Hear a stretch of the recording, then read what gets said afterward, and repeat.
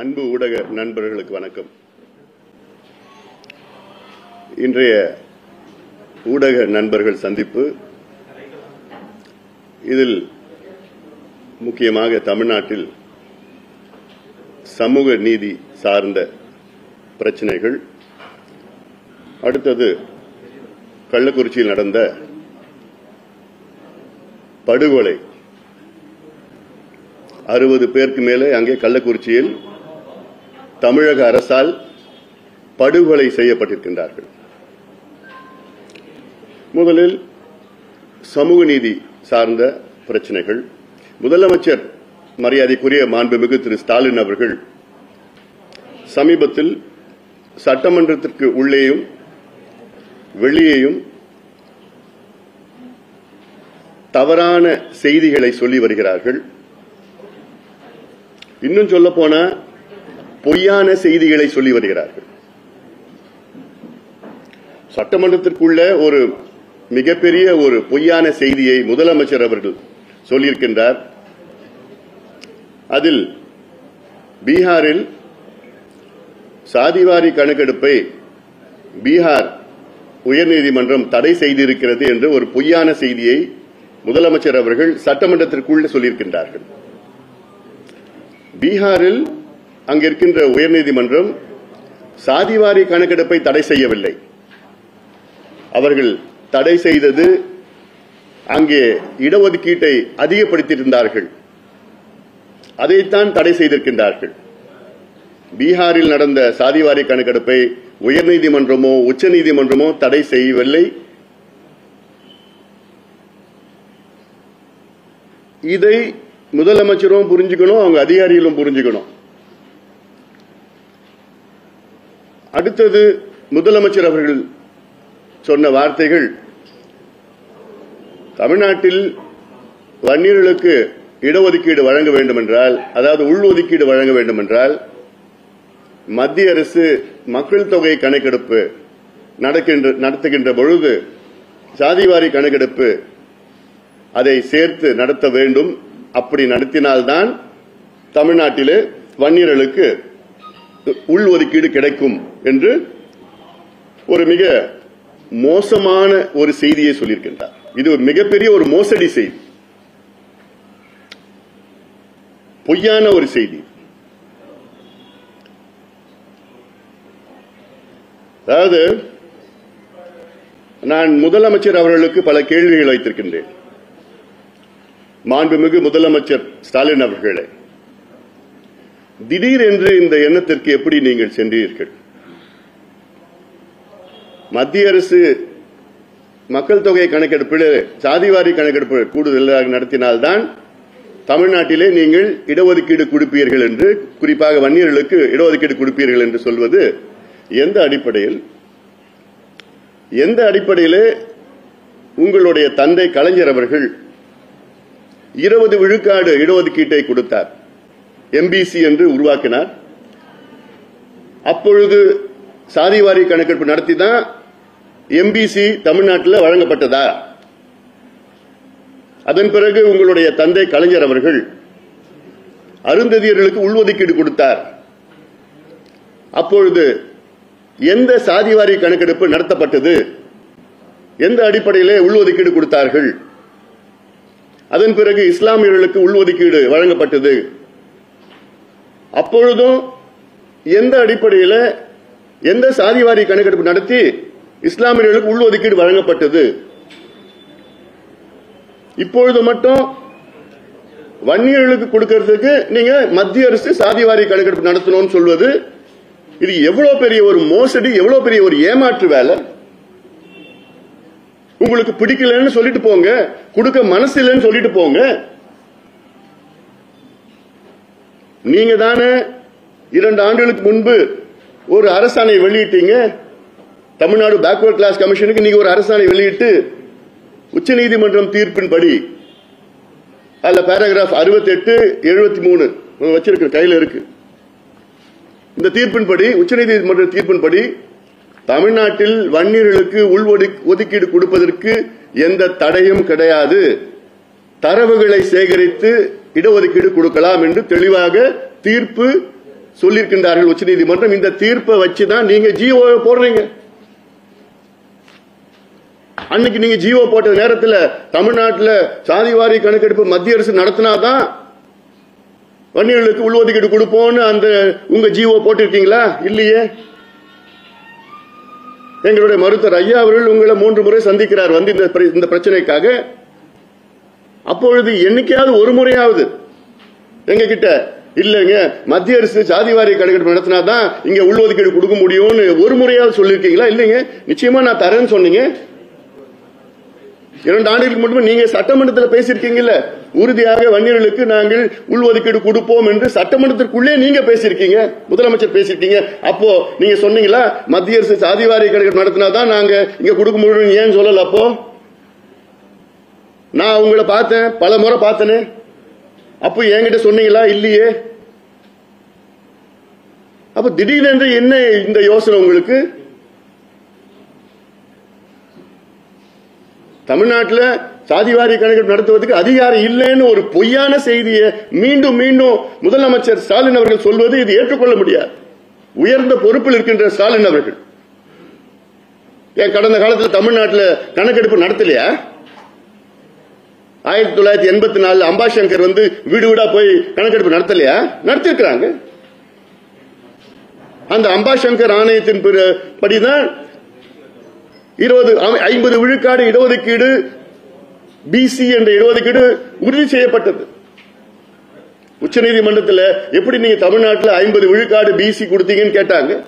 அதுக்கு அம்பாசங்கர் ஆணையம் ஒன்று பிறப்பித்து அவர் வீடு வீடா போய் இனிமினேஷன் பண்ணார். எல்லா டோர் டு டோர் இனிமினேஷன் பண்ணார்.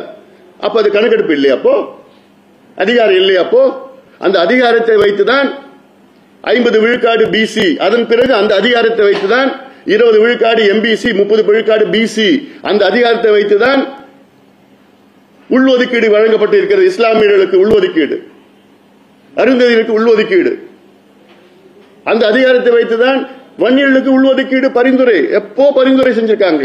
உங்க கலைஞர் கொடுத்த ஆணை, சட்டநாதன் ஆணை, சட்டநாதன் ஆணையம் 1969 கலைஞர் அவர்கள் நியமனம் பண்ணார். அவங்க கொடுத்த ரெக்கமெண்டேஷன் என்னைக்கு? அப்ப கொடுத்த ரெக்கமெண்டேஷன் எவ்வளவு? வன்னியர்களுக்கு 15 விழுக்காடு இடஒதுக்கீடு கொடுக்கணும்னு. அப்போ அதெல்லாம் குப்பையில தூக்கி போட்டாங்க. அம்பாசங்கர் அதுதான் கொடுக்கிறார். ஜனார்தனம் குழு அதுதான் கொடுக்குது. தணிக்காச்சலம் குழு அதுதான் கொடுக்குது. இவ்வளோ குழுக்கள் கொடுத்தோம். இப்ப கடைசியில இன்னைக்கு நீங்க சொல்றீங்க மத்திய அரசு எடுத்தாதான் நடத்துவோம் சொல்வது இது ஏதாவது என்ன பொறுத்த வரைக்கும் இந்த ஒரு சமுதாயத்தின் மேல வன்மமாக நான் பாக்குறேன். இது இங்க நான் ஜாதி பத்தி பேச வரல. இது ஜாதி பிரச்சனை கிடையாது. தமிழ்நாட்டில் பெரும்பான்மையான ஒரு சமுதாயம் இன்னைக்கு கோமணம் கட்டிக்கிட்டு கூழோ கஞ்சியோ குடிச்சு குடிசையில வாழ்ந்துகிட்டு ரோடு போட்டுக்கிட்டு சாராயத்தை குடிச்சுக்கிட்டு படிப்பறிவு இல்லாத, வேலை வாய்ப்பு இல்லாத ஒரு மிகப்பெரிய ஒரு சமுதாயம். இந்த சமுதாயத்தை முன்னேற்றினா தமிழ்நாடு முன்னேறும். தமிழ்நாட்டில் 2 பெரிய சமுதாயங்கள் இருக்கு. இந்த நிலையில் இருக்கு. ஒன்று தாழ்த்தப்பட்ட சமுதாயம், ஒன்று வன்னியர் சமுதாயம். இந்த 2 சமுதாயம் சேர்ந்தா 40 விழுக்காடு மக்கள் தொகை. இந்த சமுதாயத்தை முன்னேற்றுவதை தவிர வேற உங்களுக்கு வேற என்ன வேலை? தமிழ்நாடு முன்னேறணும்னா எப்படி முன்னேறும்? ஆனா அதுக்கு முன்னேற்றுவதற்கு இந்த காரணம் அந்த காரணமே கிடையாது. பீகார்ல உங்களால நடத்த முடியுதாங்க ஜாதிவாரி கணக்கு நடத்த முடியும்னா தமிழ்நாட்டிலேயே நடத்த முடியல. அதுல என்னமோ அமைச்சர் சிவசங்கர் விட்டு பேச வைக்கிறது. அவருக்கு என்ன பேசுறன்னு அவருக்கே தெரியல. அமைச்சர் சிவசங்கர் பேசுறாரு, முதலமைச்சர் ரசிக்கிறார் சிரிச்சுக்கிட்டு. இது என்ன கலாச்சாரம் எனக்கு ஒன்றும் புரியலைங்க. அங்க பேசுறது சமூக நீதி பிரச்சனை, வாழ்வாதார பிரச்சனை. சிவசங்கர் பேசுறாரு, திண்டிவனத்திலிருந்து தேர்தல் நேரத்தில் ஒரு குரல் வந்துதான். சிவசங்கர் அவர்களே, திண்டிவனத்திலிருந்து அந்த குரல் வரலன்னா இந்நேரம் நீங்க உங்க குடும்பத்தோடு சேர்ந்து கோவணம் கட்டிட்டு ஆடு மாடு மேய்ச்சிட்டு இருப்பீங்க, விவசாயம் பண்ணிட்டு இருப்பீங்க. உங்க ஊர்ல நீங்க அமைச்சரா இருந்திருக்க மாட்டீங்க. திண்டிவனத்துல இருந்து அந்த குரல் வரலன்னா இன்னைக்கு நீங்க அமைச்சரா இருக்கிறது காரணமே திண்டிவனத்துல இருந்து அந்த குரல் தான். உங்களுக்கும் உங்க குடும்பத்துக்கும் உங்க சார்ந்தவர்களுக்கும் சேர்ந்து அந்த குரல் அப்போ 45 வருஷமா ஒலித்திட்டு இருக்கு. அந்த குரல் இவர் திறமைக்கு தான் கொடுத்தாங்களா அமைச்சர் பதவி? இவர் திறமை தான் நம்ம பாக்குறோமே. சந்தி சிரிக்குது. தமிழ்நாட்டில் அரசு பேருந்துகளை கூட உள்ள பிடிச்சிட்டு தான் போகணும். திடீர்னு கண்டக்டர் காணோம், எங்கன்னு பார்த்தா பஸ்ல ஓட்டையில தரையில விழுந்துடுறாரு. இந்த லட்சணம் தான் போக்குவரத்து துறை இருக்கு. இவரு திறமைக்கு தான் கிடைச்சதாமா? இவரு சார்ந்த சமுதாயத்துக்கு கிடைச்சிருக்குது, அவ்வளவுதான். திமுக ஜாதி அரசியல் தமிழ்நாடு எல்லாம் தான் பண்ணிட்டு இருக்கீங்க. இல்லன்னா சிவசங்கர் அங்க வந்து அவங்க மாவட்ட செயலாளர் இந்த சமுதாயத்தில் போட்டிருக்காங்க, அந்த அரியலூர் மாவட்டத்தில். வேற யாரும் கிடைக்காது. பேசுறது என்ன வேணா பேசிட்டு போலாம். விவாதத்துக்கு பொய் செய்தியை சொல்லிட்டு இருக்கார் சிவசங்கர். இதோ இந்த போட்ட ஜியோ ஒன்னு இருக்கு. சிவசங்கர் சொல்ற செய்தி, அமைச்சர் சிவசங்கர் அவர்கள் சொல்ற செய்தி என்ன சொல்றாருன்னா, வன்னியர்களுக்கு 10.5 விழுக்காடு, அதுக்கு மேல வந்து கல்வி கிடைக்குது. ஆனா இவங்க 10.5 விழுக்காடுக்கு உள்ளதான் அது குறைக்கிறாங்க, நாங்க தான் குறைக்கிறோமா. இந்த ஜியோ படி public service reservation of appointments and public service special reservation to MBC, Vanniyakula Kshatriyar MBC and DC and MBC within the reservation period provided for most backward classes and denotified communities act enacted modification to the roster orders issued 26/7/2021. இதன்படி என்னன்னா, வட மாவட்டத்தில் குறிப்பா எடுத்துங்களேன், அதுல வன்னியர்களுக்கு 10.5 விழுக்காடு கல்வி கிடைக்குதுன்னு வச்சுக்கங்களேன். அதற்கு மேலே அந்த பகுதியில் அந்த மாவட்டத்தில் மற்ற எம்பிசி யாரும் இல்லைன்னா வன்னியர்களே மற்றவர்களுக்கு இடத்தை நிரப்பலாம். அதே போன்று தென் மாவட்டங்களில் வன்னியர்களே இல்லை, தூத்துக்குடியில் வன்னியர்கள் இல்லைன்னு வச்சுக்கங்களேன், அங்க வன்னியர்களுக்கு பதிலா அங்க இருக்கிற எம்பிசியில் இருக்கிற மற்ற சமுதாயங்களை அங்க நிரப்பலாம். இதுதான் ஈக்குவாலிட்டி. இதுல எங்க வந்து குறைச்சல் வந்துருச்சு, அதிகம் வந்துடுது. இது பொய்யான ஒரு செய்தி சொல்லிட்டு இந்த நேரத்தில், அதுவும் நாங்க வந்து தேர்தல் நேரத்தில் இதெல்லாம் சொல்லுவோமா? உங்களை மாதிரியா நாங்க? உங்க முதலமைச்சர் தானே கடந்த விக்கிரவாண்டி இடைத்தேர்தல் நேரத்தில் வந்து நாங்கள் வெற்றி பெற்றால் வன்னியர்களுக்கு 15 விழுக்காடு இடஒதுக்கீடு கொடுப்போம்னு இப்ப இருக்கிற முதலமைச்சர் ஸ்டாலின் அவர்கள் அன்று தேர்தல் பிரச்சாரம் பண்ணாரு. விக்கிரவாண்டி இடைத்தேர்தல் என்னாச்சு? அப்போ உங்க வாக்குறுதி என்னாச்சு? திமுகனாலே பொய் வாக்குறுதின்னு எல்லாருக்கும் தெரியும். ஏன் போன மாசம் நடந்த நாடாளுமன்ற தேர்தலில் உங்களுடைய அடுத்த தலைவர் உதயநிதி ஸ்டாலின் அவர்கள், அமைச்சர் உதயநிதி ஸ்டாலின் அவர்கள் தர்மபுரியில் பிரச்சாரம் பண்ணப்போ சொன்னாரு, நாங்கள் திமுக வெற்றி பெற்றால் வன்னியர்களுக்கு 10.5 விழுக்காடு இடஒதுக்கீடு உடனடியாக கொடுப்போம் என்று உதயநிதி ஸ்டாலின் அவர்கள் 2 மாதத்திற்கு முன்பு தேர்தல் பிரச்சாரம் பண்ணாரு. ஏன் அப்ப சொல்ல வேண்டியதானே, நாங்க மத்திய அரசுல கணக்கெடுப்பு நடத்திய பிறகுதான் நாங்க இங்க கொடுப்போம் ஏன் சொல்லிட்டு போறது? அப்ப என்ன பொய்ய சொல்றீங்க? எதுக்கு பொய்ய சொல்றீங்க? ஓட்டுக்காக தானே. இது தேர்தல் நேரத்தில் நாங்க சொல்லுவோமா? ஏயா சிவசங்கர் அவர்களே, இது எங்களுடைய டிஎன்ஏ, எங்கள் ரத்தத்தில் ஊறி இருக்கிற ஒரு பிரச்சனை. இது 45 வருஷமா எங்க மருத்துவர் ஐயா அவர்கள் இதற்கு போராட்டம் பண்ணி நூற்றுக்கணக்கான உயிர்களை தியாகம் செய்திருக்கின்றார்கள். லட்சக்கணக்கான வழக்குகளை பெற்றிருக்கின்றோம், ஆயிரக்கணக்கான போராட்டங்களை நடத்தியிருக்கின்றோம். எதுக்கு? சமூக நீதிக்காக. வேலைக்கும் படிப்புக்கும் அடிச்சுக்கிறோம், நாங்க போராடிட்டு இருக்கோம்.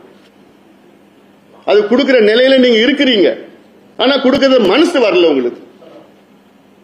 சமுதாயம் மோசமான இருக்குதுன்னு தெரியுது. 10வது 12வது ரிசல்ட் கடந்த 15 ஆண்டு காலமாக வட மாவட்டத்தை சார்ந்த 15 மாவட்டங்கள் தான் கடைசி 15 இடத்துல இருக்கு. வட மாவட்டத்தில் உள்ள 15 மாவட்டங்கள்லாம் கடைசியில் ஹியூமன் டெவலப்மெண்ட் இண்டஸ்ட்ரீஸ்ல இருக்கு. வட மாவட்டத்தில் உள்ள 15 மாவட்டத்தில் கடைசியில் பர் கேபிட்டா இன்கம் கடைசி 15 மாவட்டம் தமிழ்நாட்டில் வட மாவட்டங்கள். குடிசை அதிகமா உள்ள மாவட்டங்கள் வட மாவட்டங்கள், கடைசி 15 மாவட்டங்கள் அதிகமா உள்ள மாவட்டங்கள் வட மாவட்டங்கள். டாஸ்மார்க் விற்பனையில் அதிகமா வருமானம் வர மாவட்டங்கள் வட மாவட்டங்கள். கல்வி ஒன்றும் கிடையாது, டாஸ்மார்க் நம்பர் 1ல இருக்கு. அப்போ நீங்க என்ன செய்யணும்? தாழ்த்தப்பட்ட சமுதாயத்திற்கும் வன்னிய சமுதாயத்துக்கும் நீங்க இடஒதுக்கீடு அதிகப்படுத்தணும், வழங்கணும். தாழ்த்தப்பட்ட சமுதாயத்துக்கு இன்னைக்கு 18% 22% உயர்த்துங்க. அது நாங்க 1980 நாங்க கோரிக்கை வச்சோம், இன்னைக்கும் நாங்க கோரிக்கை வைக்கிறோம். கள்ளக்குறிச்சியில் யார் இறந்தா? ஏன் இறந்தாங்க? இதெல்லாம் காரணம் சமூக நீதி. கல்வியும் வேலை வாய்ப்பும் கொடுங்க. ஆனா நாங்க வார்த்தைக்கு வார்த்தை சமூக நீதி எங்க அரசு, சமூக நீதி எங்க அரசுன்னு சொல்றதுலாம் அது எனக்குலாம் பார்த்தா வேடிக்கையா இருக்கு. ஒவ்வொரு முறையும் பேசுறப்போ சமூக நீதிக்கும் திமுகவுக்கும் சம்பந்தமே கிடையாது. எந்த மேடையிலன்னா நான் விவாதம் பண்ணுவேன். நான் கலைஞர் ஆட்சியில அது நான் ஏத்துக்கிறேன் நான். ஆனா ஸ்டாலின் அவர்கள் ஆட்சியில ஒரு துளியும் சமூக நீதிக்கு அதிகாரம் திமுக விடம் எதிர்பார்க்க முடியாது. கலைஞர் திமுக வேறு, இப்ப இருக்கிற ஸ்டாலின் அவர்கள் திமுக வேறு.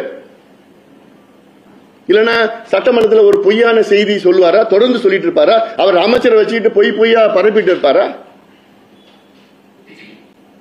இன்னொன்னு, ஸ்டாலின் அவர்கள் சொல்றது போல மத்திய அரசு மக்கள் தொகை கணக்கெடுப்பு நடத்துகின்ற நேரத்தில் சாதிவாரி கணக்கெடுப்பு நடத்தினா தலை மட்டும்தான் எண்ண முடியும்.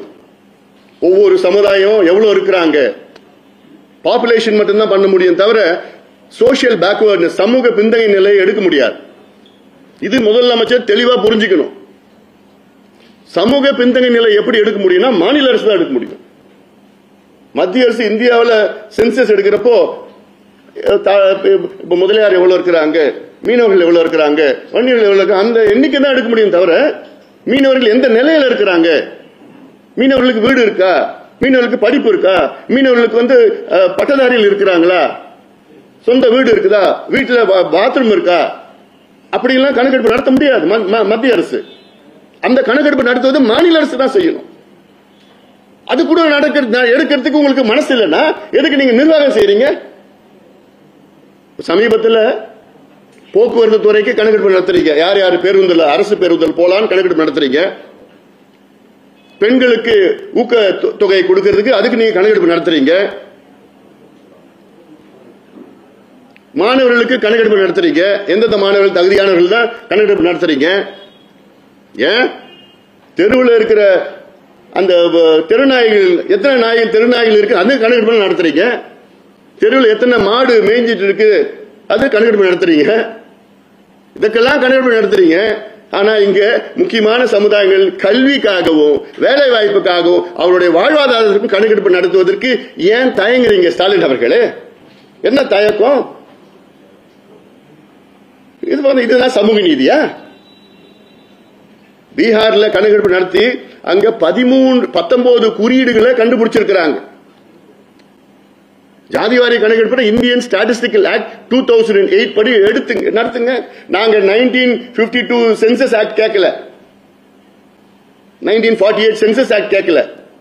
நாங்க கேட்கறது 2008 ஸ்டாட்டிஸ்டிக்கல் ஆக்ட்.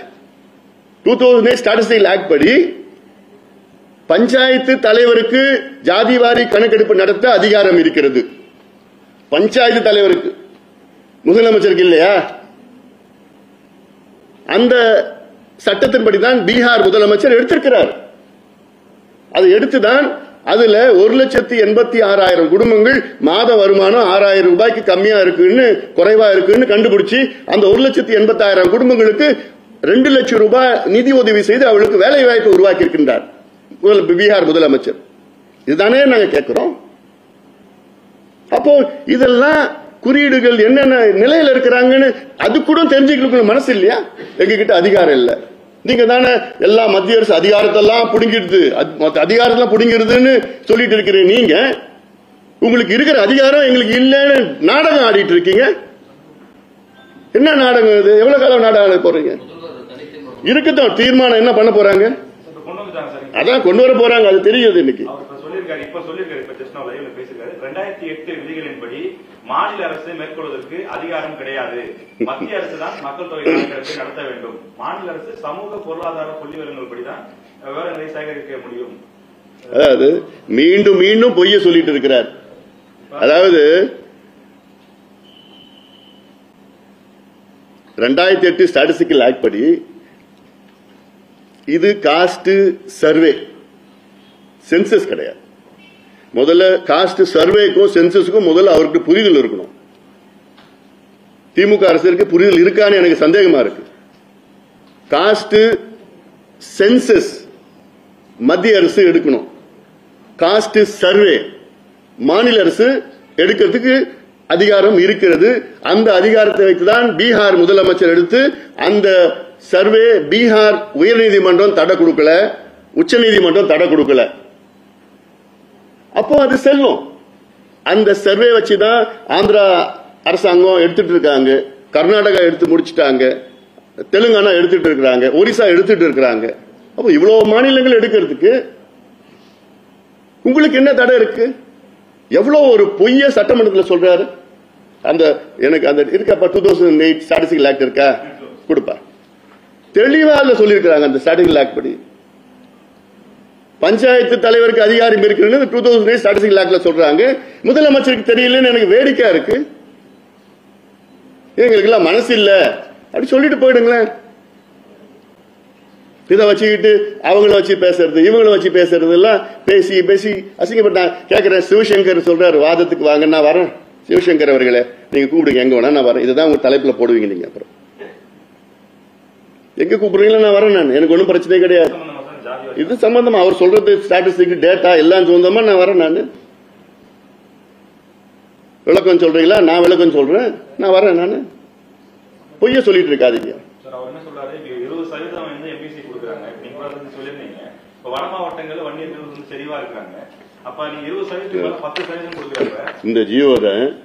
இந்த ஜியோ படி வட மாவட்டத்தில் 10.5 மேல காலியான இடம் இருந்ததுன்னா அது வன்னியர்கள் நிரப்பலாம்.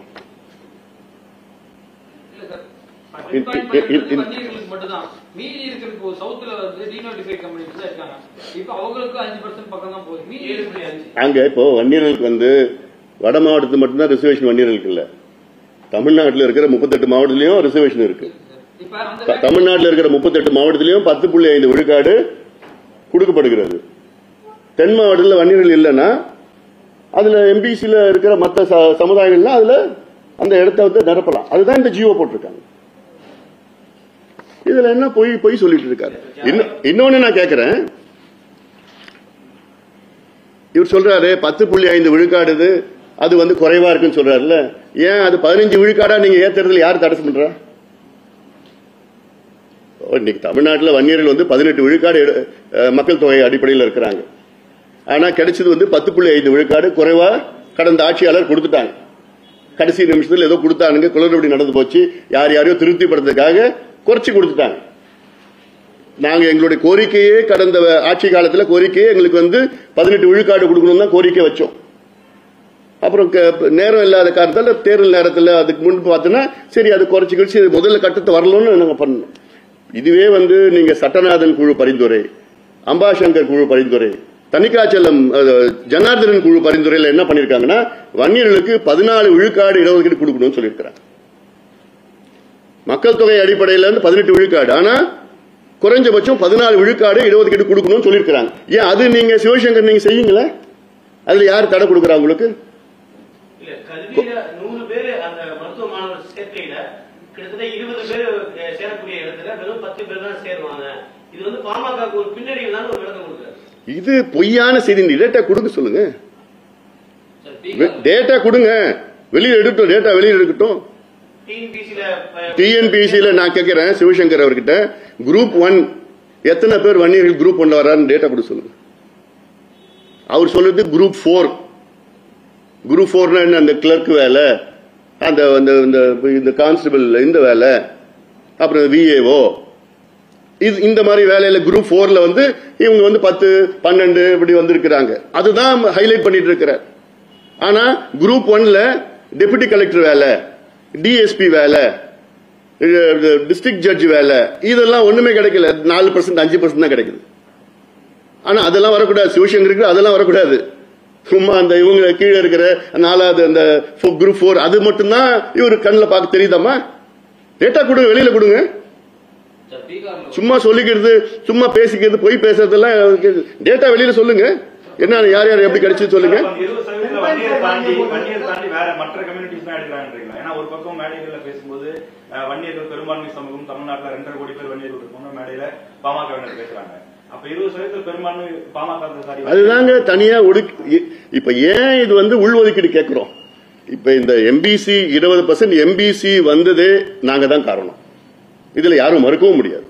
மருத்துவர் ஐயா காரணம், எங்களுடைய போராட்டம் காரணம். 10 ஆண்டு காலம் போராட்டத்துக்கு பிறகு, தியாகம் பிறகு, உயிர் நீத்ததுக்கு பிறகு கிடைச்ச இடஒதுக்கீடு இது.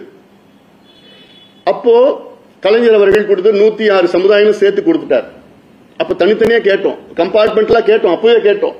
ஆனா எல்லாம் 106 சமுதாயங்களும் சேர்த்து கொடுத்துட்டார். இப்போ நாளடைவில் பார்த்தா அந்த மற்ற 106 சமுதாயங்களுக்கிட்ட வன்னியர்கள் போட்டி போட முடியல.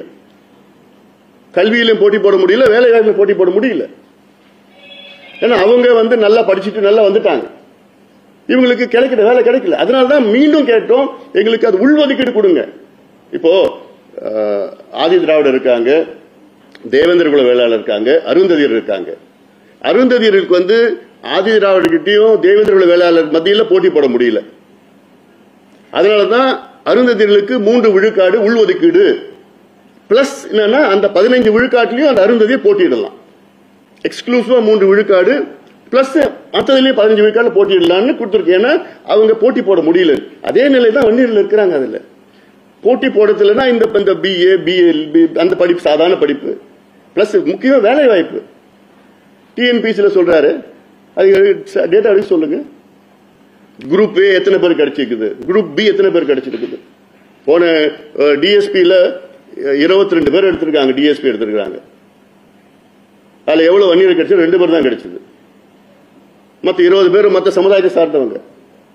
ஆனா போராடினது, உயிர் நீத்தது எல்லாம் இந்த சமுதாயம் தான். அப்ப என்ன நியாயம் கிடைக்குது? பொய்ய சொல்லிக்கலாம். இன்னொன்னு, இவங்க சொல்ற கணக்கு கியூமுலேட்டிவ் கணக்கு சொல்றாங்க. நாங்க போய் பார்த்தப்ப கியூமுலேட்டிவ் டேட்டா தனித்தனியா கொடுக்கறது இல்லை. இவங்க மொத்தமா சேர்த்து எல்லாம் குரூப் 1 through 3 4 கியூமுலேட்டிவா இவ்வளவு வர்றாங்க.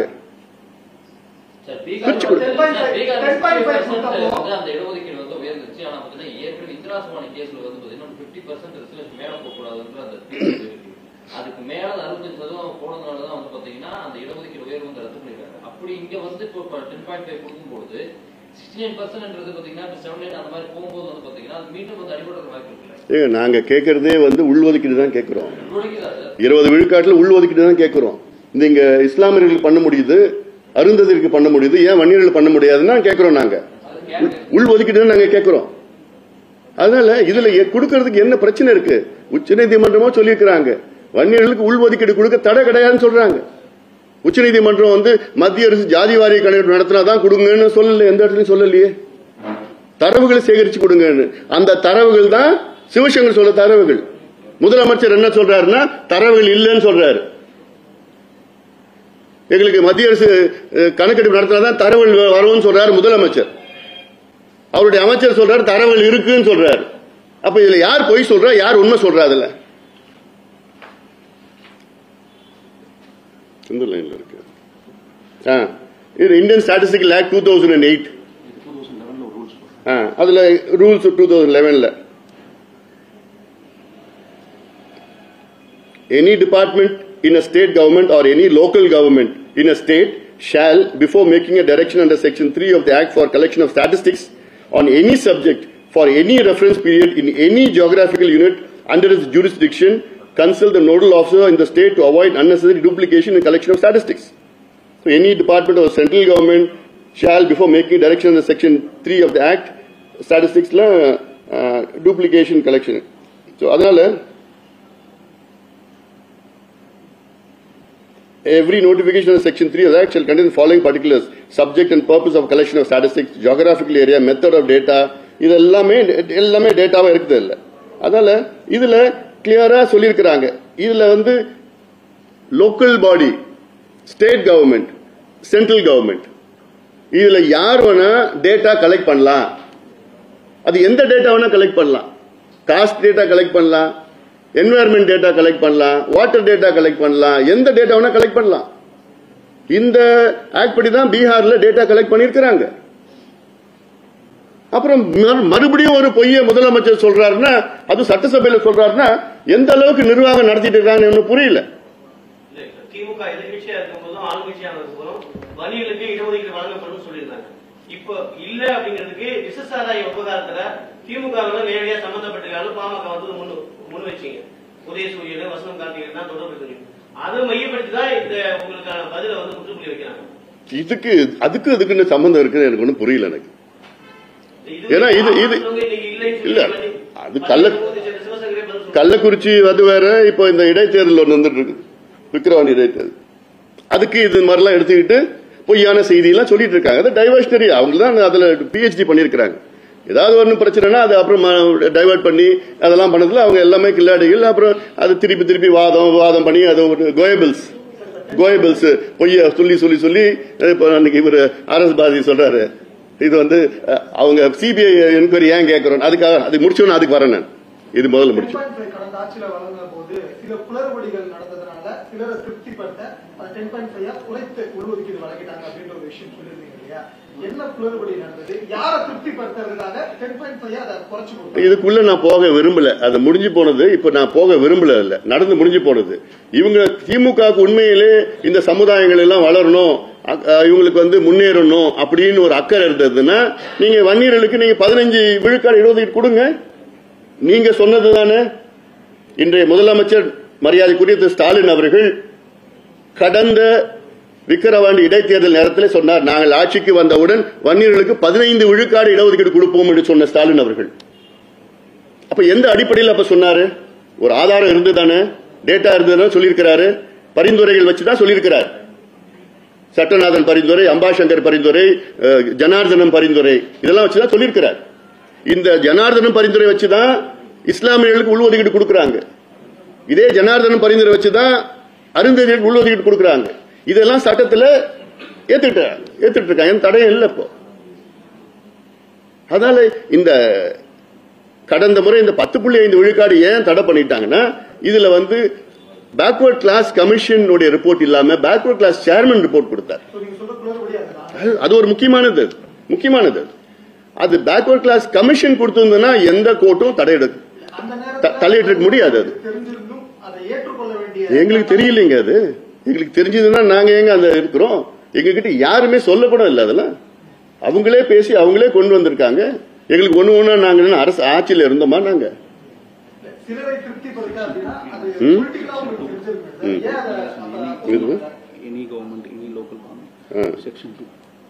அதான் இந்த இந்தியன் ஸ்டாட்டிஸ்டிக்கல் ஆக்ட் 2008 மறுபடியும் நான் சொல்றேன். நான் இதுல வந்து செக்ஷன் 2, அதாவது any local government, that is to say panchayats or municipalities, as the case may be in relation to collection of statistics under a direction issued by it under section 3.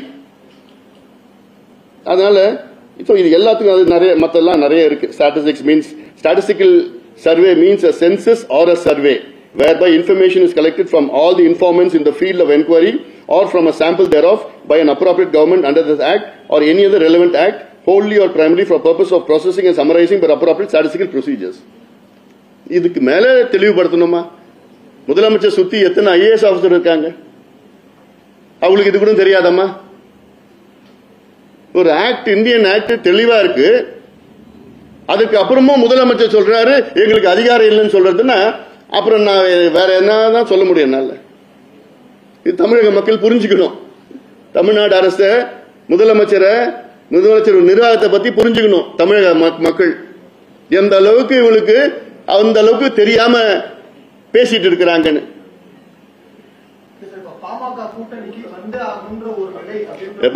அது முடிஞ்சு போன கதை. இப்ப பேசப்பா, இப்ப இருக்கிறத பேச.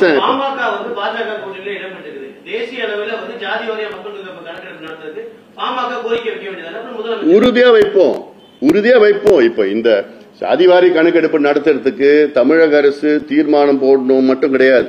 தமிழக அரசு வந்து அதை நடத்தணும்னு சொல்லி எங்களுடைய மருத்துவர் ஐயா 1980 இருந்து குரல் கொடுத்துட்டு வரார். அப்படி ஒரு தலைவர்களும் அப்படி கொடுத்தது கிடையாது. இருக்கிற முதலமைச்சர்கள் எத்தனையோ முறை சந்திச்சிருக்கிறார்.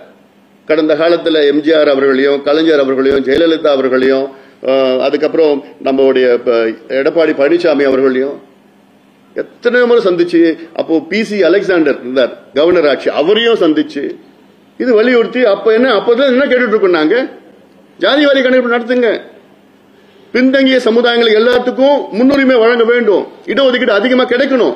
அதானே சமூக நீதி. நீங்க யார் யார் எந்த நிலையில இருக்கிறாங்க தெரிஞ்சாதானே நீங்க சமூக நீதி நிலைநாட்ட முடியும். உங்களுக்கு அதுக்கு கணக்கெடுப்பு நடத்துறதுக்கே உங்களுக்கு மனசு இல்லைன்னா நீங்க எப்படி நீங்க சமூக நீதி பத்தி பேசுறது தகுதி இருக்கு உங்களுக்கு?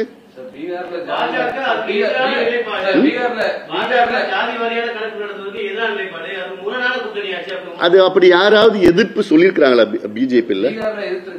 இல்ல, யாராவது எதிர்ப்பு சொல்லியிருக்காங்களா சொல்லுங்களேன். பிஜேபி யார் ஒரு நிமிஷம் யாருமே எதிர்க்கல. பீகார் சட்டமன்றத்தில் பிஜேபி ஆதரவா தான் அந்த வாக்களிச்சிருக்கிறாங்க. அந்த சட்டம் வந்தப்போ அது தெரிஞ்சு பேசுங்க. அதெல்லாம் தெரிஞ்சு பேசுங்க. நீ இஸ்லாமியர்களுக்கு கொடுக்க முடியுது, அரசியர்களுக்கு கொடுக்க முடியுது, வன்னியர்களுக்கு மட்டும் கொடுக்க முடியாத ஒரு கேள்வி வந்து முன்வைக்கிறீங்க. அப்ப குறிப்பா குறிவைத்து வன்னிய சமூகத்தை மட்டும் வஞ்சிக்கிறதா திமுக அப்படின்னு நீங்க நினைக்கிறீங்க? நிச்சயமாக. அதுல உங்களுக்கு என்ன சந்தேகம் இருக்குன்னு புரியல எனக்கு. வன்னியர்கள் வந்து திமுகவுக்கு தொடர்ந்து ஆதரவு அளிச்சுட்டு தான் வந்துட்டு இருக்காங்க. 1957 நீங்க தேர்தல் எடுத்துக்கங்க. அப்ப பாத்தீங்கன்னா ஒட்டுமொத்தமா அவங்க திமுக வெற்றி பெற்றது வட மாவட்டங்கள் தான். 15 இடத்த வெற்றி பெற்றாங்க. அது 15 தான் நினைக்கிறேன். 15 வட மாவட்டத்தில் ஒட்டுமொத்தமா வெற்றி பெற்றாங்க. 62 50 45 வட மாவட்டத்தை சார்ந்தது. 67 138 வெற்றி பெறாங்க. அதுல கிட்டத்தட்ட 80 விழுக்காடு வட மாவட்டத்தை சார்ந்தது தான். அப்படிப்பட்ட ஒரு பெரிய சமுதாயத்திற்கு சொல்றேன், கலைஞர் அவர்கள் இருந்திருந்தாருன்னா இந்த பிரச்சனை வந்திருக்காரு. கலைஞர் அதான பிரச்சனை. கலைஞர் வந்து அவருக்கு சமூக நீதி உணர்வு அவருக்குள்ள இருக்கு, எல்லாம் எங்களுக்கு தெரியும். ஆனா இவருக்கு இல்ல. அதுதான் எங்களுக்கு ஒரு கவலையா இருக்கு, வருத்தமா இருக்கு. முதலமைச்சர் இப்ப சட்டப்பேரவையில் பேசியிருக்காரு. மாநில அரசு வந்து சர்வே எடுத்து அந்த புள்ளி விவரங்களை சேகரித்து அதன் அடிப்படையில் இடஒதுக்கீடு சட்டத்தை ஏற்றினால் பின்வரும் நாட்கள் நீதிமன்றங்கள் வந்து ரத்து செய்யப்பட பண்ணல. என்ன அதை செய்ய போறாங்க? செய்யல. அப்ப மாநில அரசு தானே இதெல்லாம் குறியீடுகள்லாம் எடுக்க முடியும். மத்திய அரசு தலையை தானே எண்ண முடியும். சோசியல் பேக்வர்ட்னஸ் சொல்றாங்க நீதிமன்றத்தில். அப்ப சோசியல் பேக்வர்ட்னஸ் நீங்க எப்படி கண்டுபிடிப்பீங்க? ஆமா, இப்ப பீகார்ல என்ன பண்ணிருக்காங்க, இந்த இடஒதுக்கீடு அதிகப்படுத்தினாங்கல்ல. அப்போ அது என்ன காரணம் சொன்னா, ரைட் ஈக்குவாலிட்டி ஆர்டிகல் 14, 15, 16 சொல்றாங்க. அது இல்லாம இது வந்து ப்ரொபோர்ஷனல் பாப்புலேஷன் ரெப்ரசன்டேஷன் கிடையாது, இது இன்க்ளூசிவ்னஸ் சொல்றாங்க. இன்க்ளூசிவ்னஸ் என்னன்னா பேக்வர்ட்னஸும் பாப்புலேஷன் ரெண்டும் சேர்த்து பண்ணணும்னு சொல்றாங்க. மத்திய அரசு கணக்கெடுக்கிறது வந்து ஒன்லி பாப்புலேஷன் தான் கணக்கெடுக்க போறாங்க. அப்ப நீங்க அது பேக்வர்ட்னஸ் எங்க நீங்க எப்படி கணக்கெடுப்பீங்க? நீங்க மாநில அரசு எடுக்கணும். அது இந்த ஆக்ட் படி தான் எடுக்கணும். அந்த ஆக்ட் நான் தெளிவா சொல்லியிருக்கிறேன்ல, நான் எல்லாம் அதிகாரம் இருக்கு. Local body, state, central government மூணுத்துக்கும் அதிகாரம் இருக்குன்னு சொல்றேன். எல்லாம் கணக்கெடுப்பு நடத்தலான்னு இதுல இருக்கு, சட்டத்துல இருக்கு. நான் வேணா கொடுக்குறேன், உங்ககிட்ட கொடுக்குறேன், நான் எடுத்து கொடுப்பேன். என்ன கணக்கெடுப்பு நடத்தலாம்னு சொல்றாங்க. ஜாதி வாரி கணக்கெடுப்பு நடத்தலாம், சுற்றுச்சூழல் எடுக்கலாம், பள்ளிக்கூடம் எடுக்கலாம், வேலை வாய்ப்பு எடுக்கலாம், எல்லாமே எடுக்கலாம். கணக்கெடுப்பு நடத்தலாம். ஆனா அதன் அடிப்படையில உள்ஒதுக்கீடு கொடுத்தா அது நீதிமன்றத்தால ரத்து செய்யப்பட வாய்ப்பு இருக்குன்னு தான் கோட் பண்றாங்க. சரி, பண்ணி பாருங்களேன், ரத்து பண்ணட்டும். இப்ப அதனால என்ன ஏன் முயற்சி பண்ண மாட்டீங்களா நீங்க? இல்ல நான் கேக்குறது, அவங்க செஞ்சிருவாங்கன்னு சொல்றீங்களே, ஏன் முயற்சி பண்ணுங்க. இல்ல முயற்சி பண்ணுங்க. உச்ச நீதிமன்றமும் என்ன சொல்லி இருக்கிறாங்க, தடை இல்ல, உள்ஒதுக்கீடு கொடுக்க தடை இல்ல, நீங்க தரவுகள் வச்சு தடை ஜஸ்டிஃபை பண்ணுங்கன்னு சொல்றாங்க. புள்ளி விவரங்கள் அடிப்படையில் அதை நடைமுறைப்படுத்தும் போது அது நீதிமன்றத்தால் ரத்து செய்யப்பட வாய்ப்பு இருக்கு. ஆனா அதுவே மத்திய அரசின் மக்கள் தொகை கணக்கெடுப்பு சட்டத்தின் கீழ் சாதிவாரி கணக்கெடுப்பையும் நடத்தி அதன் மூலமா நடைமுறைப்படுத்தினா சட்ட ரீதியா சிக்கல்கள் இருக்காது. அதுதான் சரியான முறையா இதை நடைமுறைப்படுத்துறதுக்கு இருக்கும். அதனால அந்த முறைப்படி வர்றதுதான் இவருக்கு எல்லாமே இவர்தான் மாநில அரசை பறிச்சுக்கிட்டு இருக்காங்க, மாநில அதிகாரத்தை பறிக்கிறாங்கன்னு சொல்லிட்டு இருக்க முதலமைச்சர். மாநிலத்துக்கு அதிகாரம் இருக்கு, இந்த அதிகாரத்தை நிலைநாட்ட வேண்டியதானே இவரு. நான் மீண்டும் சொல்றேன், மத்திய அரசு கணக்கெடுப்பு நடத்தினா அது வந்து தலையை தான் கணக்கெடுப்பு நடத்துவாங்க. மாநில அரசு முழுமையா நடத்தினாதான் இதெல்லாம் நடத்த முடியும். இதெல்லாம் சோசியல் பேக்வர்ட்னஸ். எத்தனை பேர் ஒரு சமுதாயம், இப்ப சொல்ற மீனவர் சமுதாயத்தில் எத்தனை பேர் குடிசையில் இருக்கிறாங்க, எத்தனை பேர் வீடு இருக்கு, அந்த வீடு எத்தனை ஸ்கொயர் ஃபீட் இருக்கு, அதுல எத்தனை பேர் பட்டதாரிகள் இருக்காங்க, எத்தனை பேர் படிச்சிருக்கிறாங்க, அந்த வீட்டுல வந்து கழிப்பறைகள் இருக்கா, அது மாதிரி 20-25 குறியீடுகள் இருக்கு, பாராமீட்டர்ஸ் இருக்கு. அதை எடுத்துதான் அதை ஜஸ்டிஃபை பண்ணி பிளஸ் பாப்புலேஷன் ஜஸ்டிஃபை பண்ணி, ஓஹோ இந்த பாப்புலேஷன் இவ்வளவு இருக்கிறாங்க, ஆனா இவ்வளவு பின்தங்கிய நிலையில் இருக்கிறாங்கன்னு சொல்லி அதுதான் ஜஸ்டிபிகேஷன். இதுதான் கோர்ட்ல கேட்கிறாங்க. இந்த விஷயத்துல தான் ஏற்கனவே பாஜக அரசு வந்து இந்த மக்கள் சாதிவாரி கணக்கெடுப்பு நடத்துறதுக்கு வந்து பாத்தீங்கன்னா யூனியன் பட்டியல் இருக்கு, அதை வந்து பாத்தீங்கன்னா மத்திய அரசு தான் பண்ண முடியும்னு ஏற்கனவே இந்த பீகார் இதுல வந்து கோர்ட் உச்ச நீதிமன்றத்துக்கு போகும்போது அந்த பிரமாண பத்திரத்தை மத்திய அரசு தாக்கல் பண்ணிட்டாங்க. மத்திய அரசு தான் சாதிவாரி கணக்கெடுப்பு நடத்த முடியும்னு மத்திய அரசு சொல்லிட்டாங்க. அப்படி இருக்கும்போது வந்து இப்ப நீங்க கூட்டணி இருக்கீங்கன்னா நீங்க பாஜக அரசு கிட்ட தானே உங்களோட கோரிக்கை வந்து வைக்க முடியும். அப்படி இருக்கும்போது சரி, அந்த ஒரு நிமிஷம் அப்படி கோர்ட்ல பீகார் கோர்ட்ல சொன்னாங்க இல்லைங்களா? சுப்ரீம் கோர்ட்ல சொல்லியிருக்காங்க, பீகார் கோர்ட்ல சொல்லியிருக்காங்க. நீங்க சொல்றீங்க எங்கேயாவது பீகார்ல நடந்த அந்த கணக்கெடுப்பு தடை கொடுத்துருக்காங்களா? பண்ணல இல்ல. அப்புறம் அப்போ அது செல்லும் தானே, பீகார்ல செல்லும் தானே, அது பீகார்ல செல்லும். பீகார்ல கணக்கெடுப்பு நடந்து செல்லும். உச்ச நீதிமன்றம் தடை கொடுக்கல, உயர் நீதிமன்றம் தடை கொடுக்கல, செல்லும். அதே தானே நீங்க ஸ்டாலின் அவர்கள் எடுக்க வேண்டியது. அது மத்திய அரசு சொல்லட்டும், சொல்ல வேண்டாம். மத்திய அரசு என்ன வேணா சொல்லிட்டு போட்டோங்க, உங்களுக்கு அதிகாரம் இருக்குது இல்ல, அது அதிகாரத்தை பயன்படுத்தி நீங்க எடுங்க. நாங்க சொல்லுவோம், மத்திய அரசு வலியுறுத்துவோம். அது வேற. அது மீண்டும் நாங்க மீண்டும் சொல்றது, மத்திய அரசு எடுத்தா அது தலை கணக்கு தான் எடுப்பாங்க.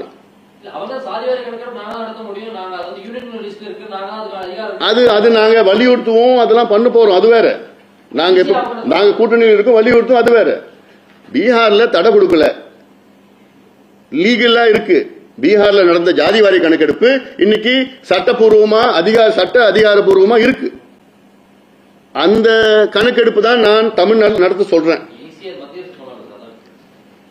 அப்பா உங்ககிட்ட சொல்றது எனக்கு ஒன்றும் புரியல. எனக்கு இவ்வளோ சொல்லிட்டு இருக்கிறேன் நான். மத்திய அரசுக்கும் மாநில அரசுக்கும் ரெண்டு பேருக்கும் உரிமை இருக்குயா, ரெண்டு பேருக்குமே உரிமை இருக்கு. ஈஸி எல்லாம் கிடையாது. அதெல்லாம் எது ஈஸியா முடிவு எடுக்கணும்னா அது நான் திருப்பி சொல்றேன், தலை கணக்கு எடுப்பாங்கன்னு சொல்றேன் நான். எனக்கு வந்து உங்க சமுதாயம் எத்தனை பேர் படிச்சிருக்கிறாங்க, எத்தனை பேர் வீடு இருக்குது, எத்தனை பேர் குடிசையில் இருக்கிறாங்க, எத்தனை பேர் பட்டதாரிகள் இருக்கிறாங்க, அதெல்லாம் மத்திய அரசு எடுப்பாங்களா? எடுக்க மாட்டாங்க. அவங்க மொத்தமா உங்க சமுதாயம் எவ்வளவு இருக்கிறாங்கன்னு தான் எடுப்பாங்க தவிர உங்க சமுதாயம் எந்த நிலையில இருக்குன்னு எடுக்க மாட்டாங்க. எந்த நிலையில எடுக்கிறது தான் இந்த இந்தியன் ஸ்டாட்டிஸ்டிக்கல் ஆக்ட் படி இவர் எடுக்க சொல்றேன் நான்.